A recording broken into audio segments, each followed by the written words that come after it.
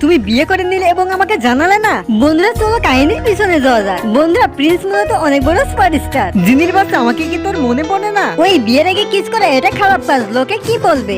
যে জানে তাকে জানতে দাও, আমি তো প্রেম করবই। গেট খোলার সঙ্গে সঙ্গে প্রিন্স এমন ভাব করে যেন ও আমাকে চেনেই না। তারপরে সবার সামনে ও আমাকে খোঁচা মারা বন্ধ করে না। এটা দেখে আমার হাসিও পায় এবং রাগও হয়। তারপর একদিন প্রিন্স স্টুডিওতে ফটো তুলছিল এবং এখানে আমি চুপি চুপি চলে যাই। ক্যামেরাম্যান লাঞ্চের পরে আবার শুরু করা যায়। প্লিজ তোমার খাবারটি রাখো এবং আমি চলে গেলাম। আরে আরে দাঁড়াও, এদিকে গাইস তোমাদের হবু ভাবি এসেছে। এই শুনে দ্রুত আমি ওখান থেকে চলে আসি। ওয়াও, দেখো জিনি ভাবি প্রিন্সের জন্য খাবার এনেছে। কেমন লাগলো তোমাদের ভাবিকে? তুমি অনেক দুষ্টু, এতদিন ধরে এত সুন্দর ভাবিকে লুকিয়ে রেখেছিলে। তোমার সবাইকে বলা উচিত হয়নি আমি তোমার সঙ্গে ব্রেকআপ করতে চাই। না জিনি, আমি সবাইকে আরো বলতে চাই আমি তোমাকে ভালোবাসি এবং খুব তাড়াতাড়ি আমরা বিয়েও করব। প্লিজ, তুমি অনেক বড় সুপারস্টার এবং আমি তোমার যোগ্য না। কিন্তু জিনি তুমি, আমি আর কিছু জানি না, তুমি তোমার ক্যারিয়ারের উপর ফোকাস দাও। আচ্ছা তাহলে তাই হবে। বন্ধুরা এরপরে কি হয় সেটা দেখার জন্য চ্যানেলটিকে সাবস্ক্রাইব করে অবশ্যই কমেন্ট করো।